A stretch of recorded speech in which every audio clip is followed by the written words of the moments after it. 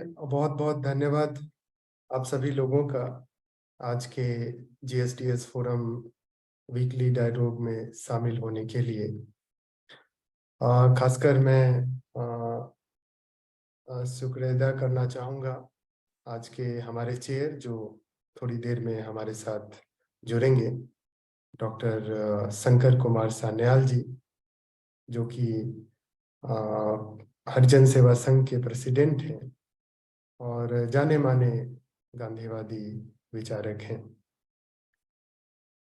हम स्वागत करना चाहते हैं आज के हमारे प्रमुख वक्ता प्रोफेसर जयंत तोमर जी का। आप Gandhi school of democracy and socialism forum के हेड हैं और आईटीएम विश्वविद्यालय में कई सालों से जुड़े हुए हैं। इसके साथ साथ आप सामाजिक आंदोलन से भी अपने को जोड़ के रखते हैं।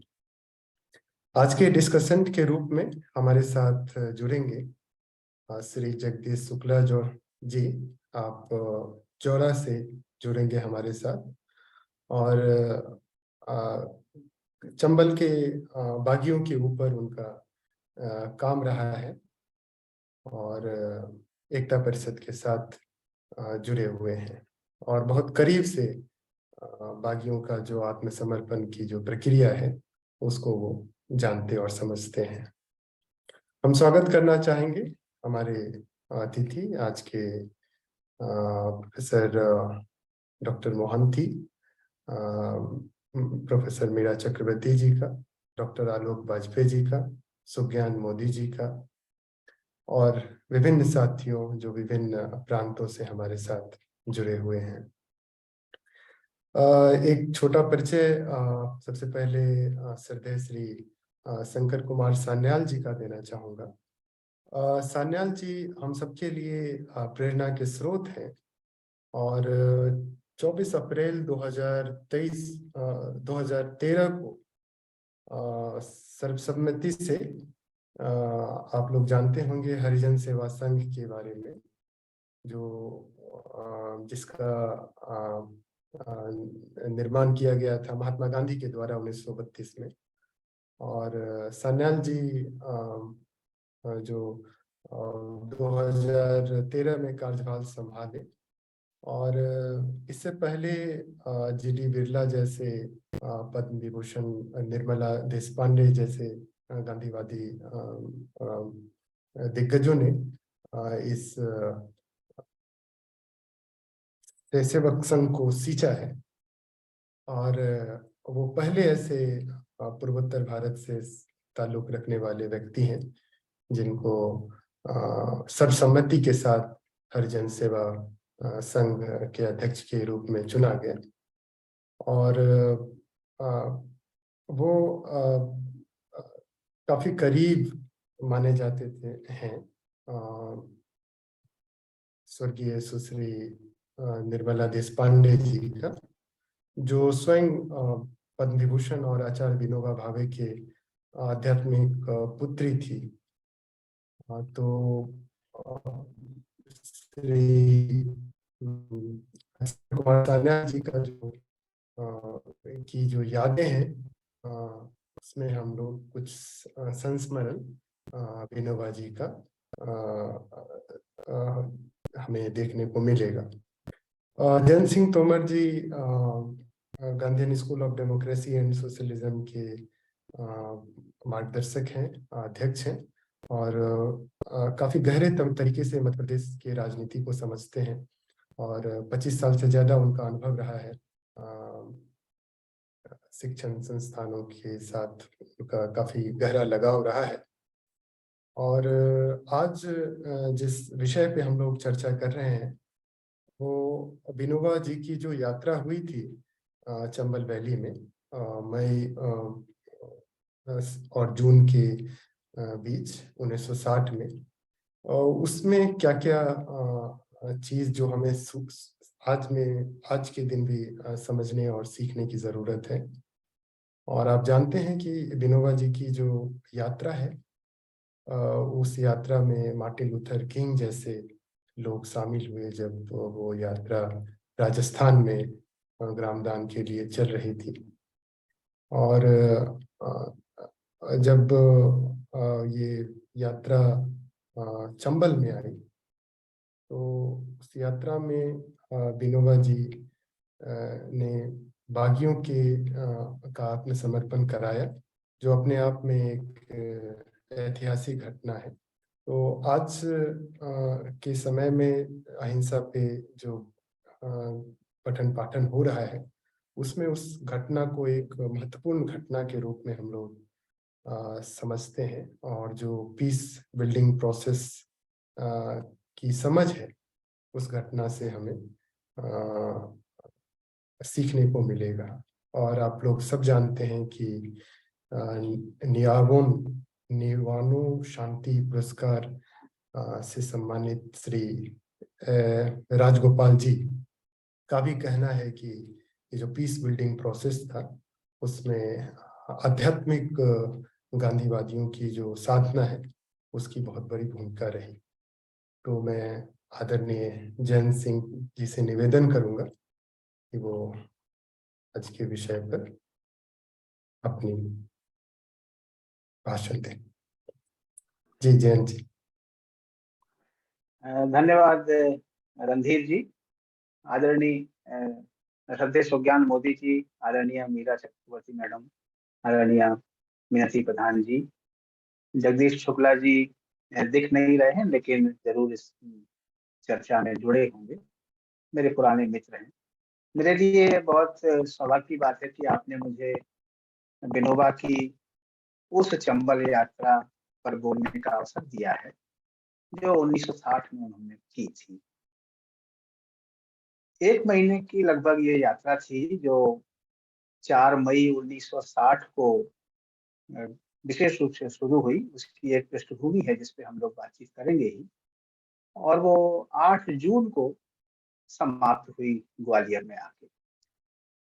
हम सभी जानते हैं कि 1960 का जो दशक था उसमें मध्य भारत था 1956 से पहले, और 1 नवंबर 1956 को मध्य प्रदेश बना।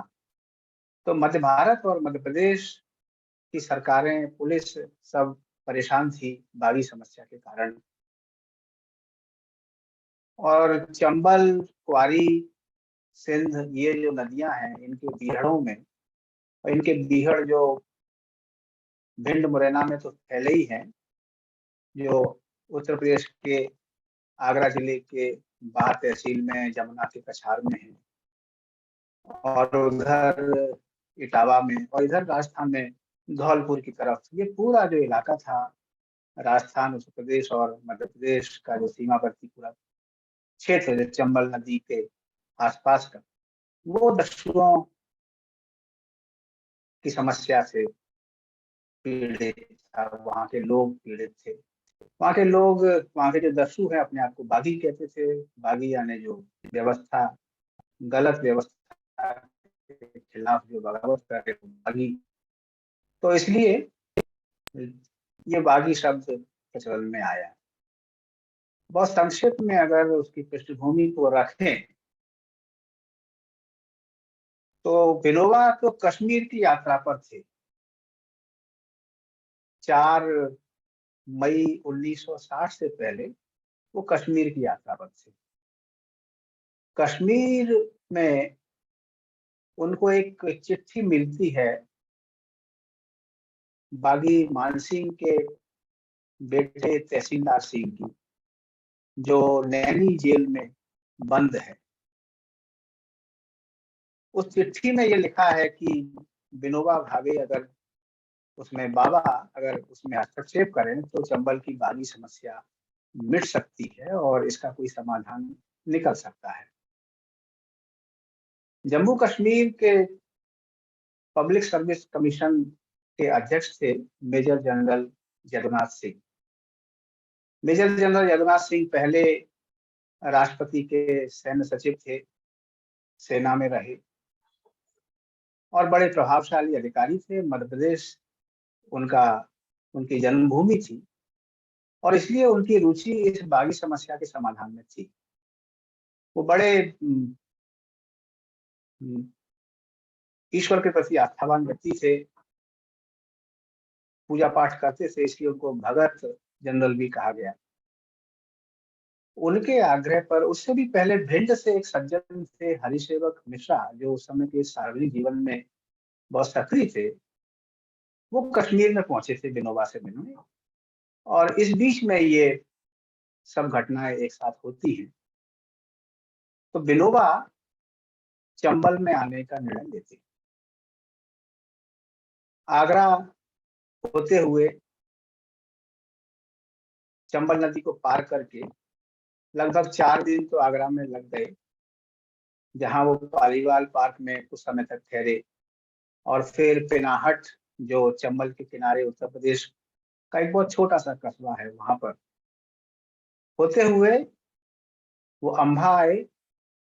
अम्बा से वो भिंड जिले की कुछ गांवों में गए। विनोबा जिस समय चंबल में प्रवेश करते हैं, उस समय कुछ विदेशी पत्रकार भी उनके साथ हैं। और वो विदेशी पत्रकार उनसे कहते हैं कि आप तो अ, खूंखार लोगों के इलाके में जा रहे हैं बाबा। तो विनोबा ने बहुत सहज भाव से हंसते हुए कहा कि नहीं, ये दुर्जनों का नहीं, सज्जनों का क्षेत्र है। अगर यहाँ बागी समस्या पनपी है तो उसके कुछ सामाजिक उसके कारण हैं। और इस तरह से विनोबा लगभग 4 दिन आगरा आगरा में लगातार पैदल यात्रा करते रहे, लेकिन आगरा की सीमा पार करने में लगभग 4-5 दिन लग गए। और 8 मई के आसपास वो चंबल पार करते हैं। ऊंट पर चढ़कर उन्होंने चंबल का जो उस समय उसैर घाट का इलाका था, बड़ा बीहड़ वाला, जहाँ सड़कें भी अच्छी नहीं थी, उस जगह को उन्होंने पार किया। जैसे ही वो मध्य प्रदेश की सीमा में आए, उस समय के तत्कालीन मुख्यमंत्री कैलाशनाथ काटजू, तत्कालीन गृह मंत्री नरसिम्हा दीक्षित, जो भिंड जिले के ही थे, उस समय उनसे मिलने के लिए आए। विनोबा की ये जो यात्रा है लगभग 1 महीने की, इस यात्रा में 20 बागियों ने आत्मसमर्पण किया। सबसे पहला आत्मसमर्पण राम अवतार सिंह नाम के बागी ने किया। मानसिंह गिरोह बड़ा कुख्यात गिरोह था। मानसिंह तो मारे गए थे 1955-56 के आसपास भिंड जिले में, और उनके शव को लाया गया था ग्वालियर में। मानसिंह गिरोह के 2 बड़े दुर्दांत बागी थे, एक तो रूपा और दूसरे थे लोकमान दीक्षित, जिनको लुक्का के नाम से जाना जाता था। रूपा भी बाद में मारे गए, लेकिन वो इस प्रक्रिया में थे कि कोई शांतिपूर्ण समाधान निकले और वो समर्पण करें, लेकिन ऐसा कुछ हो नहीं पाया। लेकिन लोकमान दीक्षित, जो बड़े संत प्रवृत्ति के थे, रामकृष्ण मास का पाठ करते थे, उनकी बड़ी भूमिका रही विनोबा की इस यात्रा में, बागियों को समझाने में। मेजर जनरल जगन्नाथ सिंह, लोकमान दीक्षित और गौतम बजाज, जो पवनार आश्रम में उस समय थे, राधा कृष्ण बजाज के प्रपौत्र, वो उस समय बहुत युवा थे और विनोबा के साथ में आए थे। इन सब ने मिलके वहां पर बागियों से बातचीत की, संवाद स्थापित किया, और इस तरह लगभग 20 बागियों का आत्मसमर्पण संभव हुआ। विनोबा के समय के आत्मसमर्पण में और उसके लगभग 12 साल बाद लोकनायक जयप्रकाश नारायण के सामने हुए बागियों के आत्मसमर्पण में एक बुनियादी अंतर है। वो ये कि जयप्रकाश नारायण ने बागियों को आश्वस्त किया था कि आप अगर सरेंडर करते हैं तो इस बात का वादा मैं करता हूं कि आपको फांसी तो नहीं।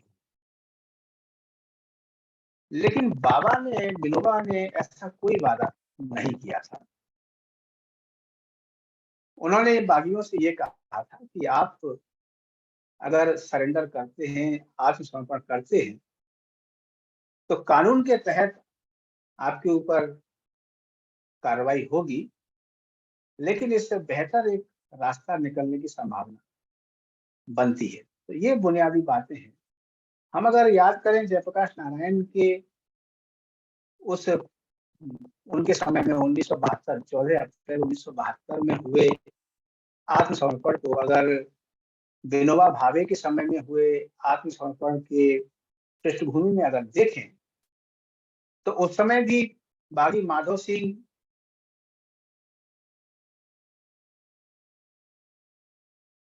विनोबा के पास गया है। उसने अपने संदेश वाहक जगरूप सिंह को विनोबा के पास भेजा है पवनार आश्रम में 1972 से पहले। तो विनोबा ने ये कहते हुए उसको जेपी के पास भेज दिया कि मैंने तो क्षेत्र संन्यास ले लिया है, मतलब अब मैं पवनार आश्रम और उसकी परिधि से बाहर कहीं आता जाता नहीं हूँ। माधो सिंह, मोहर सिंह, जगरूप सिंह, ये जो दुर्दांत बागी थे, इन सबको भरोसा था कि 12 साल पहले 1960 में जिस तरह का समर्पण कराया है, शायद विनोबा एक बार फिर से ये नए जो गिरोह उपजे हैं, शांतिपूर्ण समाधान निकालने में, उनके शांतिपूर्ण समर्पण में कहीं कोई भूमिका निभाएं एक बार फिर से। लेकिन उस समय विनोबा मना कर देते हैं और वो जेपी के पास जाने के लिए कहते हैं। किस तरह से जेपी के पास गए, वो पूरा किस्सा प्रभाष जोशी, अनुपम मिश्र और श्रवण गर्ग की लिखी हुई किताब चंबल की बंदूकें गांधी के चरणों में, इस पुस्तक में सब दर्ज है। लेकिन विनोबा की यात्रा का ये लगभग 1 महीने से अधिक की जो यात्रा का प्रसंग है, ये राजघाट बनारस से एक किताब छपी है, and they gave up dacoity. इस किताब में, वो डायरी नुमा किताब है, एस.डी. भट्ट ने ये किताब लिखी और पूरन चंद्र जैन जो उस समय सर्व सेवा संघ के सचिव हुआ करते थे, उन्होंने इसको छापा। इस किताब में एस.डी. भट्ट ने, जब से विनोबा की यात्रा शुरू हुई है, हर रात को वो नोट्स ले रहे हैं, डायरी लिख रहे हैं, और वो डायरी एक आधार है विनोबा भावे की चंबल में जो यात्रा है उसकी जानकारी का, और किस तरह से बागियों का समर्पण हुआ उसकी जानकारी लेने का। जिन बागियों ने समर्पण किया उनके कुछ नाम इस तरह से हैं। वो लगभग 20 नाम मैं अगर आपको सुनाऊं, उसमें रामोता सिंह तो पहला समर्पणकारी था ही, उसमें पातीराम है, श्री कृष्ण, मोहरमन, लच्छी, प्रभु, लोकमन। लोकमन जिनका मैंने जिक्र किया, जिनकी सबसे बड़ी भूमिका रही, कन्हई, तेज सिंह, डरेलाल, ये उत्तर प्रदेश के वारंटी थे, राम सनेही, दुर्जन, विद्याराम, भूप सिंह, जंगजीत, मटरे, भगवान सिंह, रामदयाल, बदन सिंह और खचेरे। ये कुल 20 बागी थे जिन्होंने विनोबा के सामने समर्पण किया। और सबसे बड़ा जो समर्पण है वो नगरा गांव के आसपास होता है। नगरा अंबा जब पहुंचते हैं लगभग 8 मई के आसपास विनोबा, उसके लगभग 3 दिन बाद विनोबा नगरा पहुंचते हैं। नगरा इसलिए भी प्रसिद्ध है कि वो बागी लाखन सिंह का गांव था। विनोबा लाखन सिंह की दोनों बहनों से मिले, बहुत कोशिश की गई कि लाखन सिंह सरेंडर कर दे, लेकिन लाखन सिंह नहीं माना और बाद में वो पुलिस के हाथों मारा गया। नगरा एक ऐसा गांव है जब जब बागियों से संबंधित फिल्में बनी है, उस जमाने में सुनील दत्त खासतौर पे बागी बागियों पर आधारित फिल्मों के नायक हुआ करते थे, और वे कई बार नगरा में आए, वहीदा रहमान आई। ये एक रोचक प्रसंग भी हो सकता है और एक मार्मिक प्रसंग भी हो सकता है। बागी लाखन सिंह की दोनों बहनें एक पांडरी में ब्याही थी भिंड जिले में और एक कचौंगरा में। इन दोनों स्थानों पर विनोबा गए, लाखन सिंह की दोनों बहनों से मिले, लेकिन लाखन सिंह किसी भी तरीके से सरेंडर के लिए तैयार नहीं हुआ। अभी कुछ चित्र रणधीर जी ने दिखाए थे विनोबा की चंबल यात्रा के और उनके समर्पण से संबंधित। उन्हीं में एस.डी. भट्ट की किताब में कुछ चित्र हैं जिसमें बागियों के समर्पण करते हुए कुछ चित्र उन्होंने दिखाए।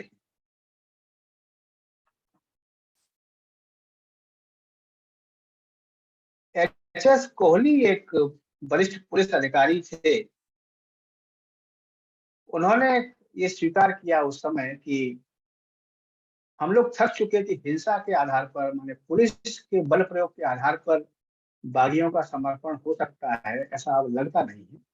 और इसलिए इसका कोई अहिंसक कोई प्रयास, अहिंसक कोई रास्ता निकालना पड़ेगा। और उनके जेहन में विनोबा थे कि जो ऐसा कुछ कर सकते हैं जिससे कि बागी उनके कहने पर बीहड़ और बंदूक का रास्ता छोड़ने को तैयार हो जाए। और ये हुआ कुछ समय के बाद, लगभग 1.5-2 साल के बाद, कि IG inspector general of police Kohli ji के सुझाव के आधार पर सरकार ने, मध्य प्रदेश की सरकार ने कोशिश की कि शायद विनोबा जी के माध्यम से इस समस्या का कोई समाधान निकल सके। बहुत छोटे से कुछ नोट्स मैंने लिए हैं जिसमें कौन कौन से गांव में विनोबा गए हैं उनका जिक्र है। जैसे नगरा में वो गए हैं, बागी लाखन सिंह गांव में। कनेरा एक जगह है, उसके पास मेहदवा है, वहां एक साधु हुआ करते थे बाबा परशुराम। तो वहां बाबा परशुराम ने एक स्कूल खोला था बागियों से पीड़ित जो परिवार हैं उनके बच्चों के लिए। उस स्कूल की आधारशिला विनोबा ने रखी। वो स्कूल अब भी है और मेहदवा गांव में अगर जाएं तो बाबा परशुराम की का जो आश्रम है वो वहां पर बना हुआ है। कनेरा के बाद एक गांव है कदौरा, वहां पहुंचते हैं। कांताबेन विनोबा के साथ में थी।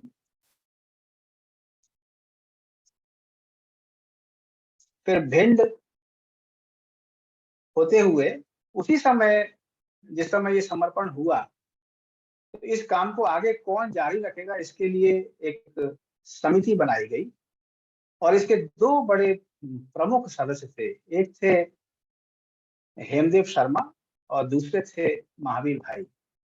ये जो 1960 से लेके और 1972 के बीच में लगातार 12 वर्ष तक बागियों के साथ संवाद, उनको समर्पण के लिए तैयार करना, वहां पे शांति समितियां कायम करना, इस दिशा में लगातार 12 साल तक जो काम सबसे महत्वपूर्ण किया है वो हेमदेव शर्मा और महावीर सिंह ने किया। लेकिन उस समय एक समिति बनाई गई जिसके अध्यक्ष हुए स्वामी कृष्ण स्वरूप। एक लल्लू दद्दा भिंड में बड़े प्रसिद्ध रहे, जिनके प्रयासों से कई बागियों ने विनोबा के समय में आत्मसमर्पण किया। वो इस समिति में थे। भागवत सिंह, बाबा परशुराम जिन्होंने स्कूल खोला मेहदवा में, वो थे। लक्ष्मी चंद बैस, श्रीराम गुप्ता, केशव सिंह, राजेंद्र कुमारी और हेमदेव शर्मा को इसका संयोजक बनाया गया। ये 12 साल तक इन दोनों ने बड़ा भारी परिश्रम किया और लगभग चंबल का जो पूरा इलाका है, जो आगरा जिले का बीहड़ का इलाका है, मैनपुरी जिला, इटावा, भिंड, मुरैना और इधर धौलपुर, एक बड़ा क्षेत्र था जहां पर इन सब ने, खासतौर पे हेमदेव शर्मा और महावीर सिंह ने मिलकर शांति समितियां स्थापित की और बागी समस्या के समाधान का प्रयास किया विनोबा के जाने के बाद। ये संक्षेप में ये एक किस्सा आपके सामने मैंने रखा है। आप सब अगर कुछ सवाल मुझसे पूछना चाहें तो मैं उसके बहुत संक्षेप में कुछ उत्तर भी दे सकता हूँ। ये कुल मिला के विनोबा की चंबल यात्रा का प्रसंग है। और ये भूदान से, उनकी भूदान यात्रा से बिल्कुल अलग था। विनोबा लगभग 20 साल तक पैदल चले। 1952 से लेके और 1969 1969 तक, महात्मा गांधी की जब शताब्दी मनाई जा रही है, तब तक उन्होंने पूरा देश उन्होंने छाना। वो आंध्र प्रदेश के पोचमपल्ली हो या फिर उत्तर प्रदेश में हमीरपुर जिले का गांव मंगरौट से लेके और बिहार लेके तमाम प्रदेशों की उन्होंने जो यात्रा की है, 20 साल तक पैदल चले। चंबल में वो एक दूसरे प्रयोजन से आए थे। भूदान भी उसमें से एक बड़ा मसला था। ग्वालियर में आकर उन्होंने जो प्रवचन किए हैं यहाँ के पलमा विद्यालय के स्कूल में, वो भूदान से संबंधित थे, लेकिन उनकी जो ये यात्रा है 1 महीने की, वो उसने बागी समस्या के समाधान की दिशा में एक बड़ी भूमिका निभाई है। शांतिपूर्ण प्रयास पहले भी हुए सिंधियाओं के समय में, जब माधवराव सिंधिया, फर्स्ट माधवराव जिस समय शासन में थे, उन्होंने चंबल के लगभग 200 बागियों को तैयार किया कि वो हथियार छोड़ें। लेकिन ये 500 साल का किस्सा है जब चंबल के बीहड़ों में लगातार दस्यु समस्या पनपती रही है। आज की स्थिति पर अगर गौर करें तो हम ये देखते हैं कि विनोबा ने लगातार कहा कि हथियारों से कोई शांति नहीं आ सकती। लेकिन आज जब बागी समस्या नहीं है भिंड, मुरैना में, चंबल में, तब घर घर में बंदूक है और बंदूक एक प्रतिष्ठा का प्रतीक बन गया है। और बागी तो नहीं है, लेकिन अभी कुछ समय पहले की जो एक हिंसा की घटना हुई है जिसमें एक ही परिवार के 6 लोग मारे गए हैं, तो इस तरह की घटनाओं को अगर देखें तो ये लगता है कि विनोबा की सारी बातों को समझा। जयप्रकाश नारायण के प्रयासों से बागियों का समर्पण हुआ, लेकिन बागी समाप्त हो गए, लेकिन बागी समस्या समाप्त हो गई, लेकिन जो स्ट्रक्चरल जो वायलेंस है वो अभी भी समाप्त नहीं हुआ है।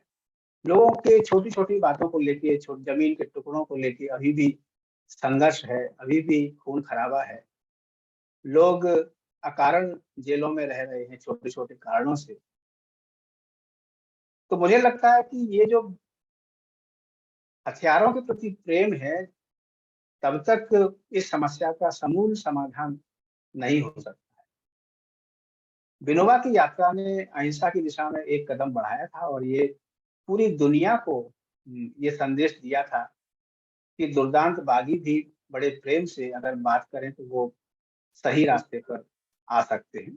और उसका एक बड़ा प्रभाव ये हुआ है विनोबा की यात्रा का और जयप्रकाश नारायण के प्रयासों का, कि आज आप चंबल में बेखौफ होकर आधी रात को भी जा सकते हैं। ये एक उसका बड़ा प्रभाव है। आप सबने मुझे सुना, बहुत धन्यवाद। बहुत बहुत धन्यवाद।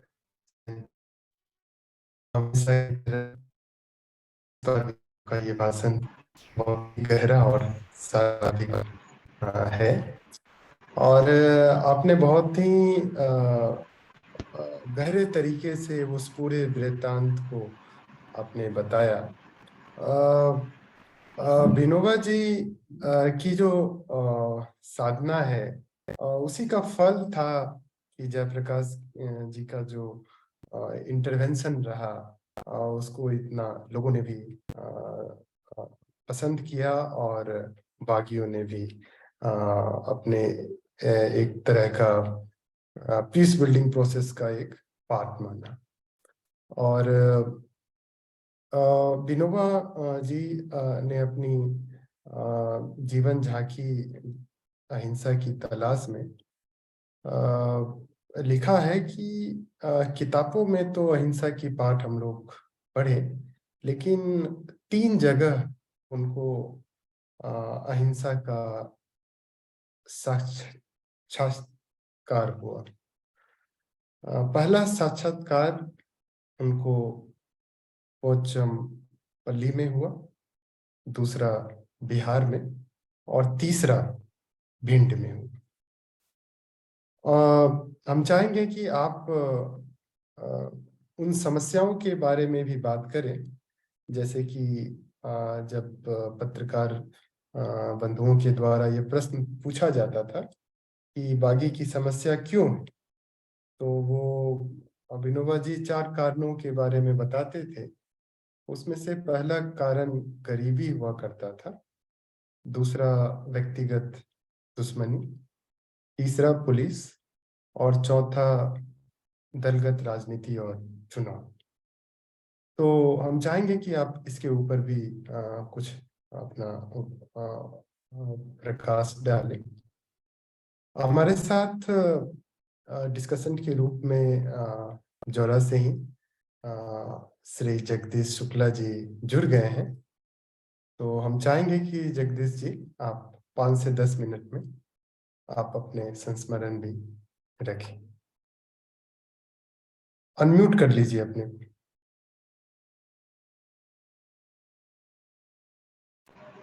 जी नमस्कार सभी को। मेरी आवाज आ रही है? जी आ रही है। जी, आज का टॉपिक जैसा कि आपने लिया, एक हमारे बहुत बड़े समृद्ध इतिहास का स्मरण करा दिया आप इस मीटिंग के माध्यम से।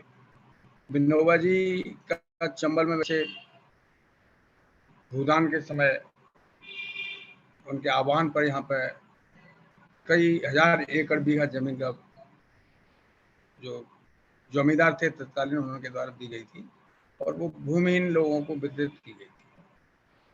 इसका बहुत सारी बातें बताई जयंत जी, आदरणीय जयंत जी ने, चक्रवर्ती मैडम ने, और इसका एक दूसरा पहलू भी है, मैं उसको जोड़ना चाहता हूँ। विनोबा जी की जो कंसेप्ट था भूदान के मामले को लेकर, उससे निश्चित तौर पर चंबल में एक नई प्रेरणा मिली, चंबल को एक नई दिशा मिली उस बात को।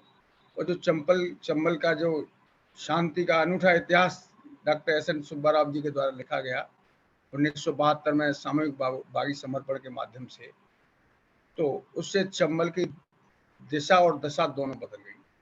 कहने में अतिशयोक्ति नहीं होगी, ये 1972 के जो समर्पण की जो पटकथा लिखी गई थी, एक सफलतम शांति का ऐतिहासिक पड़ाव था चंबल का। उसकी पूर्ण पटकथा 1960 में विनोबा जी के विचारों से प्रेरित होकर लिखी गई थी।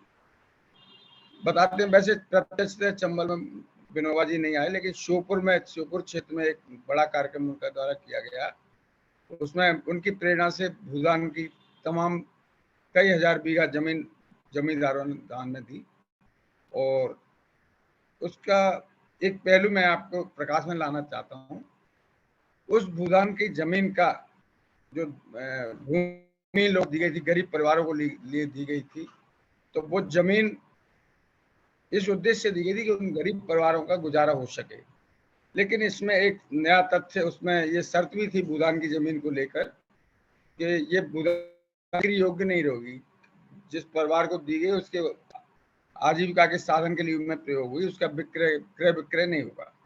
लेकिन वर्ष 2008 में एक नया पहलू उसमें जुड़ा, ये कहना चाहिए एक बहुत बड़ा बिग स्कैम हुआ।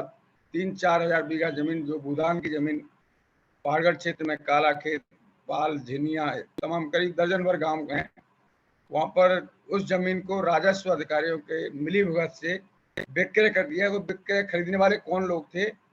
किसानों को नाम मात्र की 10,000 बीघा का 20,000 रुपये बीघा का कीमत देके उनसे केवल उनके ओनरशिप पेपर पर ट्रांसफर करा लिए गए। और ये लोग बड़े बड़े उद्योगपति थे। ये इस 2008 में खुलासा मेरे के द्वारा अखबार में हुआ, आचरण अखबार में।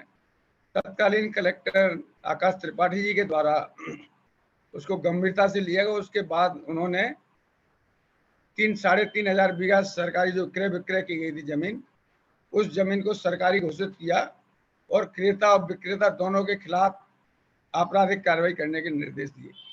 दुर्भाग्य से ये रहा कि कलेक्टर आकाश त्रिपाठी जी उस समय ट्रांसफर हो गया और वो काम अधूरा रह गया। जो क्रेता विक्रेता के खिलाफ जो वैधानिक कार्रवाई होना थी वो आज तक लंबित है।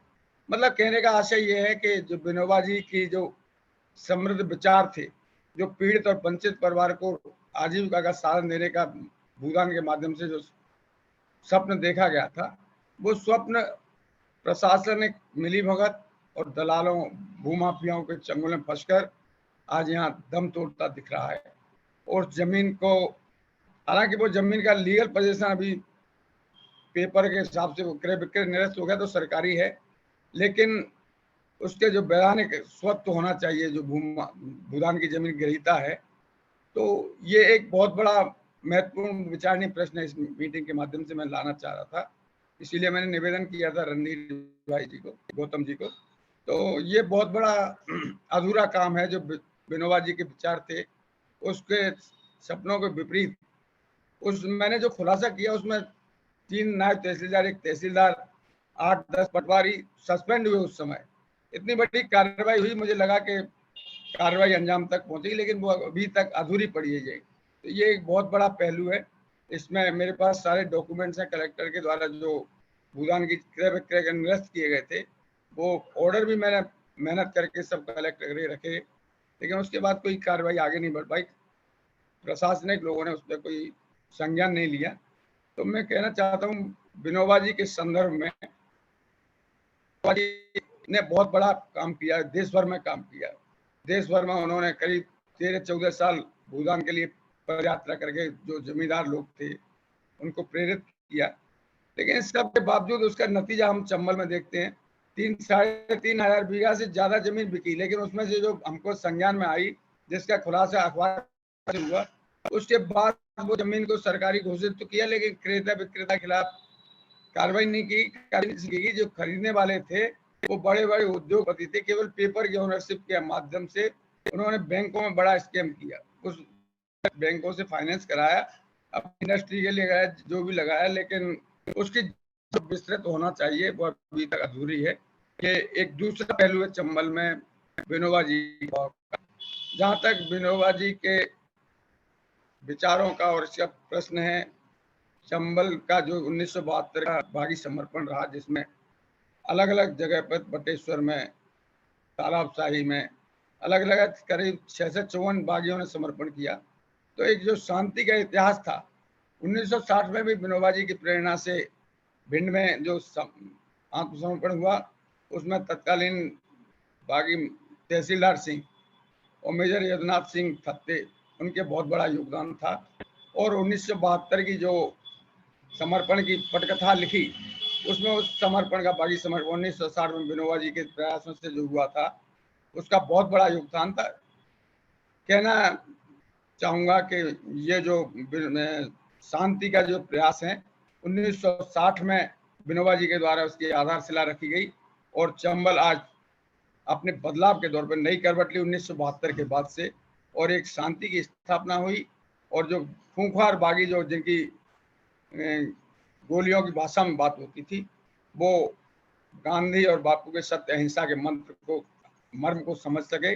और उनमें से कई बागी लोग मेरे साथी गांधी आश्रम में सेवा कार्य कर रहे हैं या खेती किसानी करके अपने परिवार का उधर पूर्ति कर रहे हैं। ये इसके निश्चित तौर पर ये आदरणीय विनोबा जी की प्रेरणा थी, उनकी जो सत्याग्रह का तप था, उनके प्रयासों से यहाँ जो बहुत बड़ी परिवर्तन हुआ। तो उसका 1972 का जो आधारशिला, समर्पण की आधारशिला 1960 का ही मानी जानी चाहिए। इसमें मानसिंह के बागी तहसीलदार सिंह जी द्वारा समर्पण किया गया था, और तहसीलदार सिंह जी के द्वारा 1972 के समर्पण में ही बहुत बड़ी भूमिका निभाई गई थी। तो ये बहुत धन्यवाद, बहुत धन्यवाद जगदीश शुक्ला जी, आपका बहुत बहुत आभार। आज के आदरणीय, आज हमारी chair doctor Shankar Kumar Sanyal ji, president of Harijan Sevak Sangh जुड़े हुए हैं, तो मैं अनुरोध कर दूंगा कि वो भी अपना वक्तव्य दें। जी आदरणीय सन्याल जी।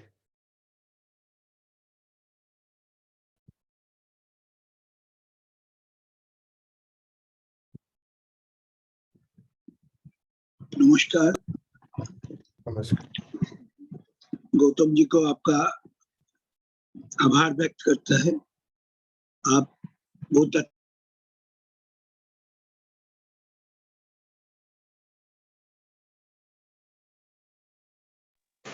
मेरा आवाज आ रहा है? जी जी आ रहा है।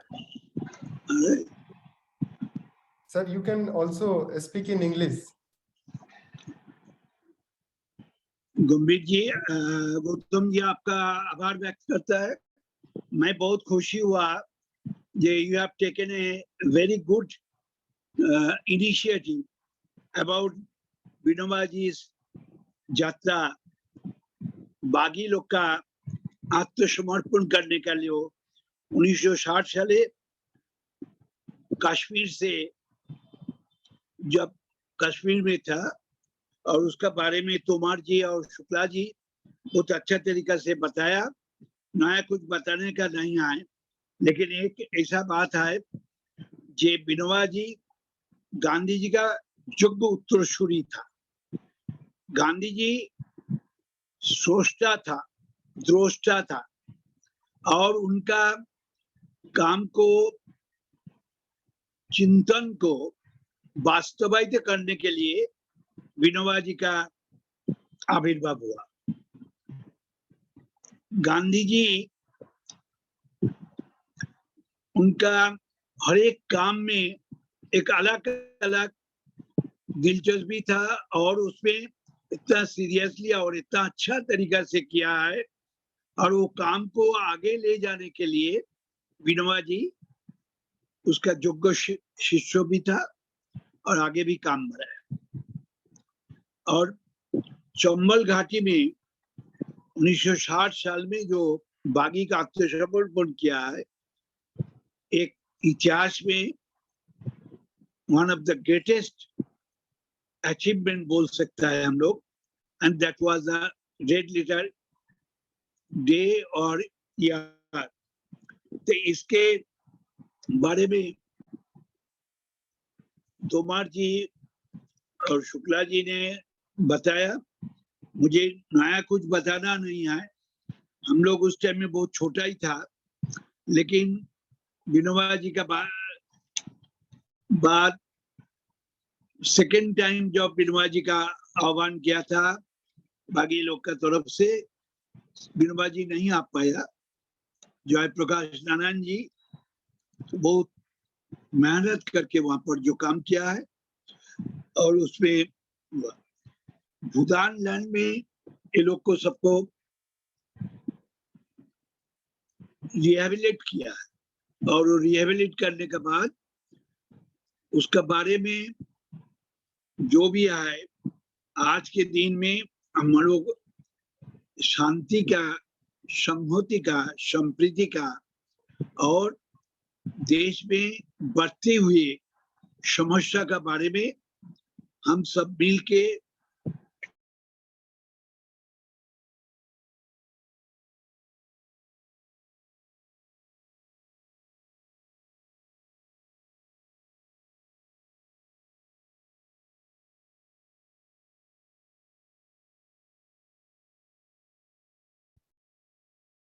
की आवाज चली गई है।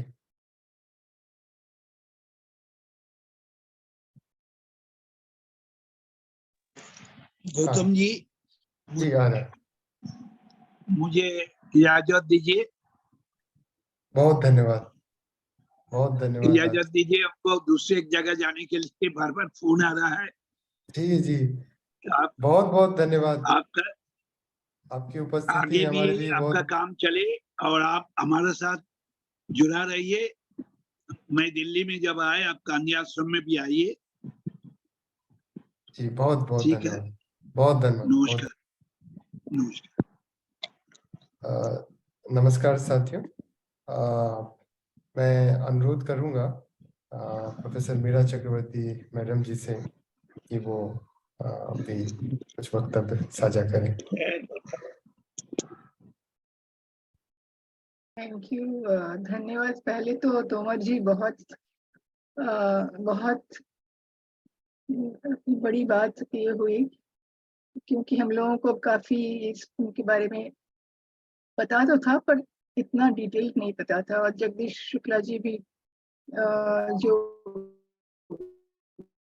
जो बातें उन्होंने बताई उनके बारे में हमने सुना था तब, क्योंकि हमारी सोशलिस्ट ग्रुप में ये बात हो रही थी कि इतनी तकलीफ और इतनी परिश्रम के बाद भी इस तरह से हो गया है, ये बड़ी दुख की बात है जो शुक्ला जी ने कही। तो मैं ये सोच रही थी कि बागी लोग अच्छे लोग बन गए, और जिन्होंने उन लोगों का भूदान, गरीबों को जो भूमि जो जिन लोगों ने लिया, वो लोग बागी बन गए। तो बागी का डेफिनेशन इंटरचेंज हो गया है, क्योंकि ये सिर्फ इसकी बात नहीं है, पर not in lighter when, but बात ये है कि आप बागी किसको कहेंगे? ये लोग, जैसे कि उन्होंने बताया कि बेनोबा जी ने कहा कि सामाजिक कारण के लिए वो लोग बागी बन गए हैं, पर जो इतने जो शुक्ला जी ने कहा इतने जो उद्योगपति वगैरह ये किन कारण के लिए इन लोगों की भूमि फिर से छीन के अपने नाम पे कर लिए, इसको क्या कहें, इस प्रोसेस को क्या कहें? तो ये जो है इसका जो है एक टॉलस्टॉय की वॉर एंड पीस जो ग्रेटेस्ट नॉवेल कही जाती है, तो उन्होंने बड़ी अच्छी तरह से कहा। उन्होंने कहा कि जो हिस्टोरियन जो है, जो इतिहासविद हैं, वो लोग 1, 2 या 3 लोगों को हीरो कह देते हैं, वो फेक हीरो है। कौन हीरो है? हुआ द हीरोज रियली, जो इस तरह से जो काम करते हैं, जो जैसे विनोबा जी के वैसे, वो तो लोगों के प्रतीक हैं, रिप्रेजेंटेटिव ऑफ पीपल। और वो ऐसा जैसे आपने बोला तोमर जी कि सारे इतिहास में आपको विश्व के इतिहास में ऐसा नहीं मिलेगा, एक गांधी के जैसे, एक विनोबा जी के जैसे लोग नहीं मिलेंगे जो किसी और के लिए जमीन मांग के, किसी और के लिए, इन लोगों के लिए जमीन मांग के, उनके लिए सारा जीवन।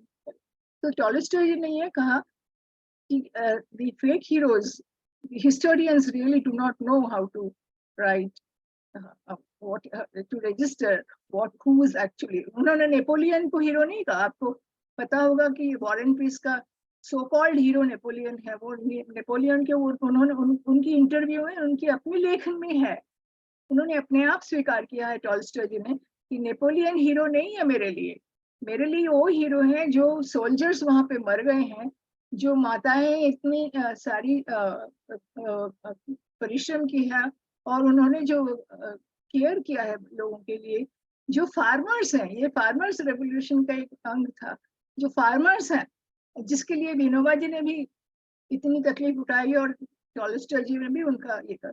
तो ये जो इतिहास में जो पर्सपेक्टिव है, जो जिसमें आप बोल रहे थे, और रणधीर ने कहा कि आप उसको थोड़ा और विस्तारित रूप से कहिए। तो जब आप लिखेंगे तो आप इन लोगों को पीपल्स रिप्रेजेंटेटिव करके लिखिए, नॉट द हीरो। आप देख रहे हैं कि कैसे ये ऐसे ही होता आ रहा है कि जो बड़े लोग हैं, धनी लोग हैं, वो कैसे लूटते हैं और अपने आप को सोशलाइज कहते हैं इसमें। और जो इसलिए मेरा एक सजेशन है कि बागी शब्द का उपयोग ही नहीं किया जाए। आप माधो सिंह जी कहिए, आप मोहर सिंह जी कहिए, और फिर उसमें औरतें भी शामिल थी जो काफी, फिर उन्होंने पार्टी भी ज्वाइन कर ली थी। तो उनके नाम से कहिए, बागी मत कहिए, because that becomes an epithet of that which shows that there's something evil. They are not evil. ये मेरा कहना था। Thank you Ranveer. बहुत बहुत धन्यवाद। कुछ और साथियों का प्रश्न लेके, और फिर जयंत जी से मैं अनुरोध करूंगा। आपने जो विनोबा जी का एक लाइन बहुत फेमस हुआ प्रार्थना सभा के बाद, उन्होंने कहा था कि मैं तो बुद्ध और ईसा के चरण चिन्हों पर चलने की कोशिश कर रहा हूँ। मेरी तो केवल एक इच्छा है कि आज करुणा की जो नदी सूखी पड़ी है वो फिर से बहने लग जाए। तो that is a kind of important connotation that we can consider about his tapasya। वो ये तपस्या क्यों कर रहे थे? तो जब आपने ये चीज कहा तो मुझे वो वाक्य जहन में आया। हमारे एक साथी हाथ उठाए हुए हैं, तो मैं उनसे अनुरोध करूंगा कि वो अनम्यूट करके और प्रश्न पूछें।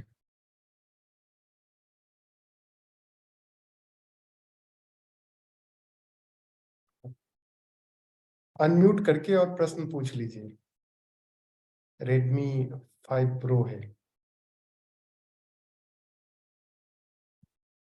कुछ समय वो ले रहे हैं। एमडी चंदर साहब भी जुड़े हुए हैं गांधी पीस फाउंडेशन मद्रास से। तो मैं सर आपसे अनुरोध करूंगा कि आप कुछ विचार साझा करें।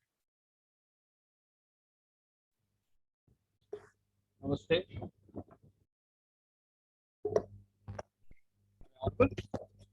Yes, yes, you are audible.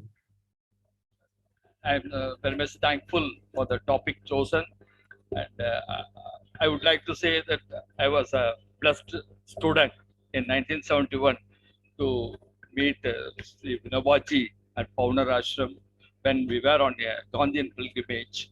So, yeah, we spent 2 days in Paunar Ashram, and really it was an amazing experience when I was 19. Now I am 71, so almost 52 years. But I read books, but I would like to learn more from scholars in this forum about Vinobaji, and I'm very much thankful to you. So kind of you. Thank you. Thank you so much, MD Chander साहब। मैं आदरणीय आलोक जी से निवेदन करूंगा कि वो अपना विचार साझा करें।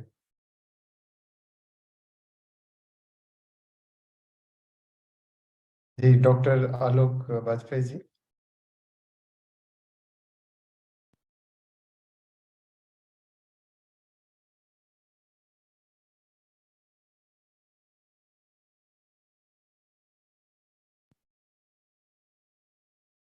कुछ समय ले रहे हैं, तब तक मैं आदरणीय जैन जी से अनुरोध करूंगा कि वो मीरा मैडम के प्रश्न के ऊपर विचार साझा करें। जी रणधीर जी, मीरा मैडम ने तो अपने प्रश्न में उस समस्या का समाधान भी सुझा ही दिया, लेकिन मुझे एक विनोबा जी की जो कुछ यादें हैं उस यात्रा की, जो एक ह्यूमर भी पैदा करती है, वो सब भी याद आती है। विनोबा बहुत सुबह चल देते थे, लगभग 4 बजे करीब। राम हरि ये उनका खास तौर पे वो बोलते थे, और ये बोलते हुए जब तक चिड़िया बोलना शुरू करती थी उनकी उनकी यात्रा शुरू हो जाती थी। और इस कारण उनके कई साथी जो थोड़ा समय से तैयार नहीं हो पाते थे या देर से जगते थे, वो फिर दौड़ के उनको जाके पकड़ते थे काफी दूर तक। किसी ने उनसे पूछा कि आपके बाल तो बहुत काले हैं लेकिन दाढ़ी सफेद हो गई है। तो उन्होंने हंसते हुए जवाब दिया कि मैं गांधी जी के आश्रम में था, मच्छर बहुत काटते थे, और तो हम लोग मिट्टी का तेल केरोसिन लगा देते थे। उस केरोसिन से मच्छर तो नहीं आते थे, लेकिन उसका असर ये हुआ है कि मेरे जो दाढ़ी के बाल हैं वो सफेद हो गए हैं। तो ये एक प्रसंग था। और जो किताब है वो बड़ी रोचक है, एस.डी. भट्ट की जो किताब है। जैसे ही आप थोड़ा सा बीच में आते हैं, लगभग 4 मई को यात्रा शुरू होती है, 4 दिन आगरा में निकल जाते हैं, और लगभग और 8-10 दिन बाद सबसे रोमांचक मोड़ आता है। नगरा, कदौरा, इन सब गाँव में बागी उमड़ने लगते हैं। एक बहुत खास बात थी कि विनोबा ने सरकार से ये आश्वासन ले लिया था कि बागी जब आएंगे तो उस समय पुलिस उनको छुएगी नहीं, उनको सवाल भी नहीं पूछ सकती। ये बातचीत बिल्कुल दृढ़ स्तर पे कर ली गई थी, और यही कारण था कि या तो पुलिस रहती ही नहीं थी, और अगर पुलिस रहती भी थी तो बागियों से वो कुछ भी उनसे न पूछ सकती थी, उनसे न उनसे बात कर सकती थी। वो निर्भय होकर विनोबा के पास मेजर जनरल, हालांकि मेजर जनरल जगन्नाथ सिंह और लोकमल दीक्षित ये सब पहले से ही बात करके आते थे बागियों से जंगल में, और तब आश्वस्त होने के बाद वो विनोबा के पास वो आते थे। ये एक बात थी। यहाँ ये भी बताना चाहूंगा कि 1972 के समर्पण से पहले जयप्रकाश नारायण ने इंदिरा गांधी को 2 किताबें भेजी थी। इंदिरा जी ने चंबल की बंदूकें गांधी के चरणों में, इस किताब में जो 1 पन्ने का अपना वक्तव्य लिखा है, उसमें लिखा कि आपने जो किताबें भेजी हैं, जो मृत्युदंड के खिलाफ अपनी बात कहती हैं, वो दोनों किताबें मुझे मिली। तो उस समय तक जयप्रकाश नारायण ये सिद्ध करना चाहते थे कि दुनिया के अच्छे देशों में, समृद्ध और सभ्य देशों में मृत्युदंड समाप्त कर दिया गया है, भारत में भी इसको समाप्त किया जाना चाहिए। तो ये एक 1960 से लेकर 1972 के बीच में ये एक बड़ा बदलाव है भारत की सभ्यता में। विनोबा की यात्रा जब लगभग खत्म होने को है, तब डॉक्टर राजेंद्र प्रसाद जी राष्ट्रपति जी का उस समय उनका संदेश आता है और वो हर्ष भी व्यक्त करते हैं। बागी विनोबा से आग्रह करते हैं कि जवाहरलाल नेहरू जी के से हमें मिलवा दी। तो विनोबा ने कहा कि मेजर जनरल जयराम सिंह जी, आप ये संदेश पहुंचा दीजिए जवाहरलाल तक। तो जनरल साहब ने वो संदेश पहुंचाया। जवाहरलाल जी का जवाब आया कि मुझे मिलके खुशी होगी, लेकिन ऐसा कोई मौका आएगा उनसे मिलने का तो मैं जरूर मिलूंगा। तो बागियों में जवाहरलाल नेहरू के प्रति बड़ा आकर्षण था, ये बात भी समझ में आती है। तो ये कुछ छोटी छोटी चीजें हैं जो एक रोचक मोड़ इस पूरे इतिहास में, रोचक रंग भरती। जी जी, बहुत बहुत धन्यवाद। और इसमें धन्यवाद एक धन्यवाद। और भी महत्वपूर्ण अंग है, जब सरकार किसी समस्या का समाधान नहीं कर पाती है तो अध्यात्म संत उस समस्या का समाधान करते हैं। और याद आ रहा है कि जब वो असम की यात्रा पर थे, विनोबा भावे, तो पंडित नेहरू ने कहा था कि आप असम की समस्याओं का समाधान करें। तो जी, प्रियंका जी, कुछ आप पूछना चाह रही हैं? सॉरी सर, बाय डिफॉल्ट है। अच्छा अच्छा, मैं अनुरोध करना चाहूंगा डॉक्टर आलोक वाजपेयी जी को, और फिर उसके बाद में नीति प्रधान जी। जी, आलोक वाजपेयी जी। शुक्रिया रणधीर। प्रोफेसर जयंत तोमर साहब ने उन हमारे जो राष्ट्रीय आंदोलन की विरासत है उसके उन पुराने गौरवशाली क्षणों का एक पूरा मुजाहिरा कराया संस्मरणों के माध्यम से, और इसके लिए हम सारे लोग उनके आभारी हैं। बहुत ही अंतर्दृष्टि भरा हुआ उनका उद्बोधन था। मैं जहां तक विनोबा जी को समझ पाया हूँ, कोशिश मैंने की है, तो एक गांधी जी की हत्या के तुरंत बाद एक सम्मेलन हुआ था, मीटिंग हुई थी, जिसमें सारे बड़े गांधीवादी नेता, कांग्रेस के नेता, सब लोग शामिल हुए थे। जवाहरलाल नेहरू भी थे, और सारे लोग करीब 5 दिन वर्धा में बैठकर एक सघन चिंता हुई थी। तो वो जो प्रोसीडिंग है वो बड़ी महत्वपूर्ण है आजाद भारत की बाद में जो दिशा पकड़ी गांधीवादी आंदोलनों ने उसको समझने के लिए। तो उसमें जो विनोबा जी का हस्तक्षेप है और उनकी जो समझ है वह मुझे सबसे ज्यादा गंभीर और एक दूरगामी दृष्टि वाली लगती है। वो अपने आप को लगभग उन्हीं चिंताओं से जोड़ते हैं जिन चिंताओं से जवाहरलाल नेहरू अपने को जोड़ रहे हैं। और विनोबा जी की एक खास बात ये थी कि उन्हें अपनी क्षमताओं और अपनी ताकत के बारे में पता था, और उन्होंने आजाद भारत में अनावश्यक हर राजनीति या समाज के हर क्षेत्र में हस्तक्षेप करने की बहुत कोशिश नहीं की। और जो उनका भूदान आंदोलन है वह वास्तव में एक पूरी दुनिया के लिहाज से इस बात को समझने के लिए एक नजीर है कि किस तरह से वर्ग संघर्ष की समस्याओं को अहिंसात्मक रूप से भी सुलझाया जा सकता है। और इसी तरह से बहुत सी बातें हैं, फिर कभी जब मेरा नंबर आएगा तब मैं अपनी बातें रखूंगा। बहुत बहुत शुक्रिया तोमर साहब और आप सबका। बहुत थैंक यू। धन्यवाद, बहुत धन्यवाद। Miniti Pradhan ji. Hello, am I audible? Yes, you are. Thank you so much. I'm actually enlightened by all the discussion. So, sorry, Mira ma'am was actually, was telling that, was thinking that struck me so much. Who is a hero? The historians always we say they don't know whom to describe as hero. I mean, very beautiful points she said. I was also thinking my query is like, in this contemporary situation, we see the same thing with the Maoist, the same societal system, oppression, police violence, arms. I mean, if those issues could be solved through Vinoba Bhave, by approaching to those methods, can these issues also be solved? Like, what are the issues with Maoist? That was my query. Thank you. Ji, Jayant ji.